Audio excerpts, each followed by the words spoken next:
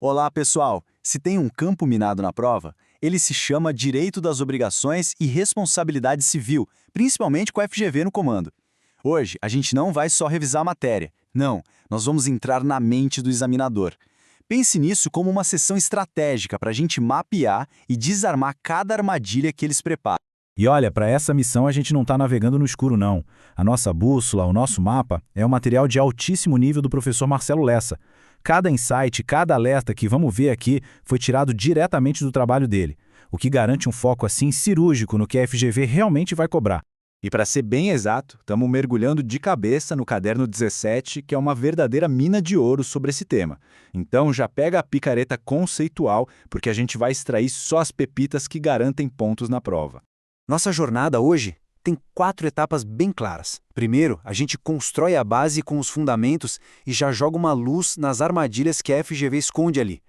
Depois, a gente entra na simulação de batalha, para testar o conhecimento contra questões reais. Daí, consolidamos tudo com um resumo de ouro, aqueles pontos que, sabe, tem que estar na ponta da língua. E fechamos com uma mensagem final para calibrar o foco. Vamos lá? Ok, mãos à obra. Nessa primeira parte, vamos fazer uma coisa essencial.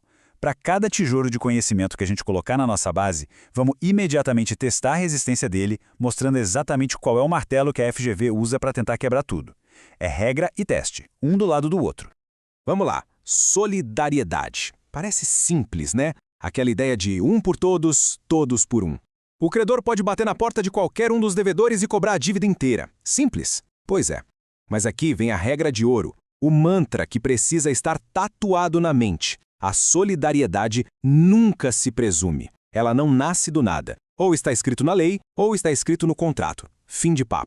E aqui está a primeira armadilha clássica. A FGV vai perguntar, e se um dos devedores solidários morre, a corrente da solidariedade se estende para os herdeiros? A resposta é um sonoro não. A solidariedade é um vínculo pessoal, intuito persone. Ela morre com a pessoa. Os herdeiros respondem pela dívida? Sim, claro que respondem. Mas cada um responde só pela sua fatia da herança, de forma fracionada. A corrente se quebra bem ali.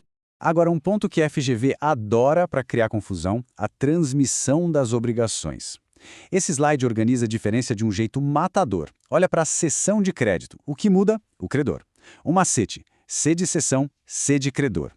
Para o devedor, tanto faz para quem ele paga. Ele só precisa ser notificado. Já na assunção de dívida, quem muda é o devedor. E aí, meu amigo, a história é outra. Para o credor, quem deve faz toda a diferença. Por isso, a regra é clara. Ele precisa concordar expressamente. E aqui mora a pegadinha cirúrgica da FGV, direto do Flash Memo 16 do professor Lessa. Eles vão montar um cenário onde o credor é notificado sobre a troca do devedor e não responde nada, fica em silêncio. Aí vem aquela vozinha na cabeça lembrando do ditado, quem cala, consente. Espécie isso aqui. Em matéria de assunção de dívida, o silêncio do credor significa recusa. É um não bem grande em negrito. A aceitação tem que ser explícita, preto no branco. Falemos de novação. Pensa nela como se fosse um reset na dívida. A obrigação antiga morre, desaparece e uma nova, totalmente diferente, nasce no lugar. Cuidado para não confundir com um simples parcelamento. A chave para identificar novação é o tal do animus novandi, a intenção clara, a vontade expressa das partes de matar a dívida antiga para criar uma nova. Se essa intenção não estiver cristalina, não é novação. E qual a consequência mais explosiva da novação? Aquela que a FGV adora cobrar. Pensa no fiador. Ele garantiu a dívida A. Se as partes fazem uma novação e criam a dívida B, o que acontece com a fiança dele? Morre junto com a dívida A. A garantia é acessória, ela segue o principal. O fiador não pode ser obrigado a garantir um novo acordo do qual ele não participou. A novação sem o consentimento dele o exonera. É a carta de alforria do fiador. Mudando um pouco de assunto, vamos para a responsabilidade civil. Para alguém ter o dever de indenizar, a gente precisa montar um quebra-cabeça de 3 peças. Uma conduta, um dano e o nexo causal, que é a ponte entre a conduta e o dano. Juntou as 3? Ótimo. Agora vem a pergunta de $1 milhão. Precisa provar a culpa? A regra geral do nosso sistema é que sim. Essa é a responsabilidade subjetiva. Mas existem exceções importantíssimas, como em atividades de risco, onde a responsabilidade é objetiva, ou seja, a culpa nem entra na discussão. E aqui temos uma dessas exceções sofisticadas que a FGV ama, o abuso de direito. A pessoa tem o direito, ela não está fazendo nada ilegal em tese.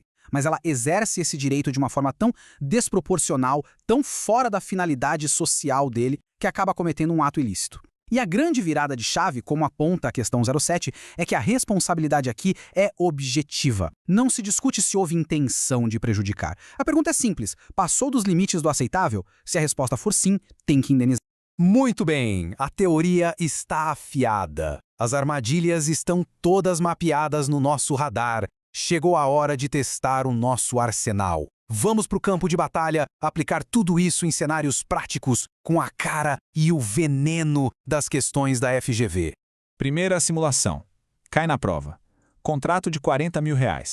A cláusula penal, a famosa multa, está lá, cravada em R$50 mil. À primeira vista, parece que o contrato faz lei entre as partes, não é? A autonomia da vontade permitiria isso? Pensa rápido. Essa cláusula é válida ou não? A resposta é um sonoro e categórico de jeito nenhum. Existe uma trava na lei para isso. O Código Civil, lá no artigo 412, é taxativo, o valor da multa não pode ser maior que o valor da obrigação principal. E isso é norma de ordem pública, não dá para afastar pela vontade das partes. Se a dívida é 40 mil, o teto da multa é 40 mil. Se o contrato de 50, essa cláusula é parcialmente nula e o juiz não tem a opção, ele tem o dever de reduzir para o limite legal. Próximo campo de batalha.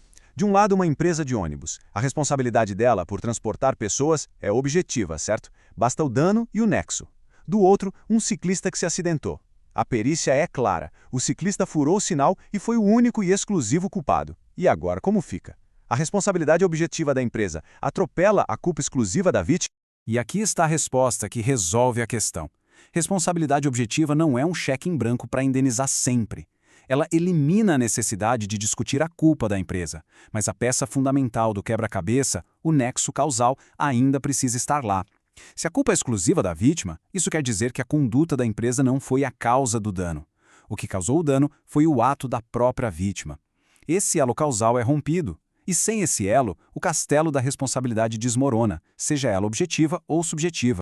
Bom, passamos pela teoria, deciframos as armadilhas e sobrevivemos à simulação de batalha. Agora, é hora de forjar tudo isso em conhecimento sólido.